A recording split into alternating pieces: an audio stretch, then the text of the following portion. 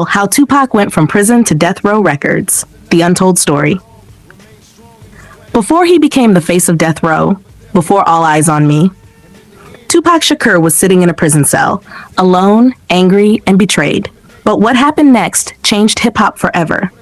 This is the real story of how Tupac went from prison to the most dangerous record label in America.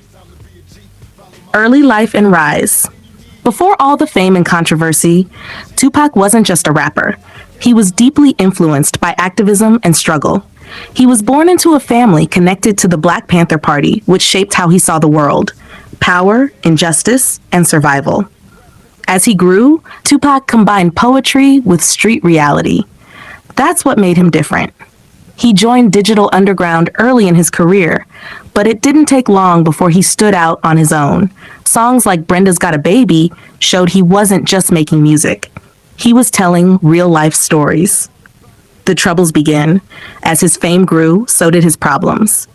Tupac became a magnet for controversy. Legal issues, police encounters, and media attention followed him everywhere. In 1994, everything changed. He was involved in a serious legal case in New York that led to his conviction. At the same time, he was shot multiple times in a studio robbery, something he believed was not random. That moment broke his trust. He started seeing enemies everywhere, even within the industry. Prison life. After being sentenced, Tupac was sent to prison. For many artists, that would have been the end, but not for him. While inside, Tupac didn't stay silent.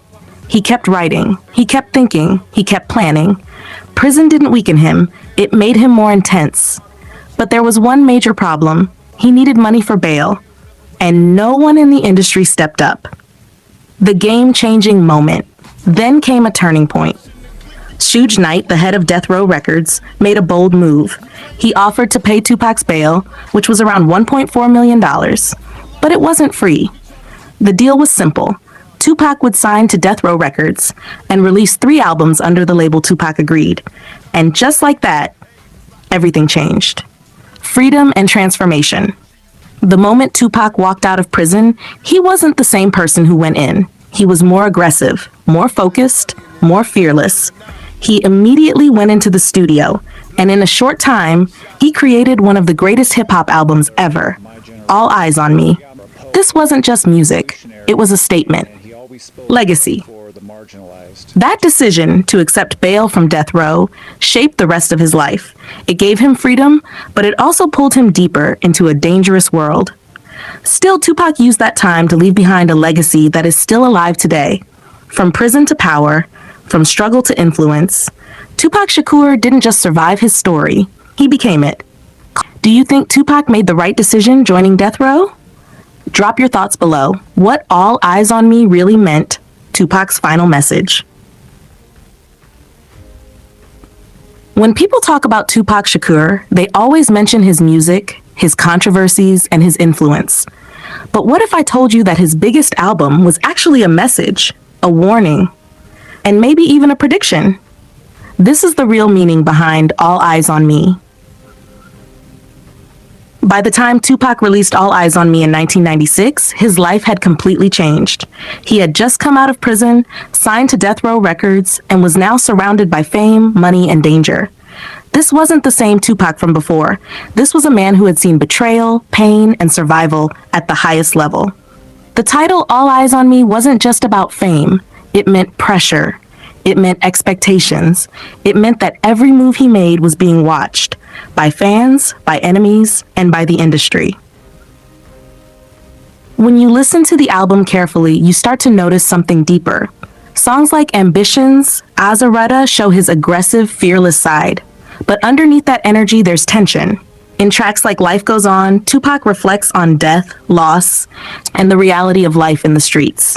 It doesn't sound like someone who thinks they have forever. And then there's Only God Can Judge Me. That song feels personal, like Tupac is speaking directly to the world, defending himself, explaining his choices, and accepting whatever comes next. At that time, his rivalry with the Notorious B.I.G. was at its peak. The East Coast versus West Coast tension was growing, and Tupac was right in the center of it. But here's the deeper part. Tupac knew he was living dangerously. You can hear it in his voice, you can feel it in his lyrics. He wasn't just making music, he was documenting his life in real time. What makes All Eyes on Me powerful is not just the sound, it's the mindset behind it. Tupac understood something most artists don't. When the world is watching you, you either break or you become unforgettable. He chose to become unforgettable. That album represents fame at its peak, pressure at its highest, and a man fully aware of the consequences of his lifestyle. That's why, even today, people still connect with it. Because it's real. It's not just entertainment, it's emotion, truth, and legacy. Not long after that album was released, Tupac's life came to a tragic end, but his message didn't. All Eyes on Me became more than just an album. It became a statement. A reminder that even under pressure, even under scrutiny, your voice can still live forever. That's why Tupac Shakur is still one of the most powerful voices in hip-hop history.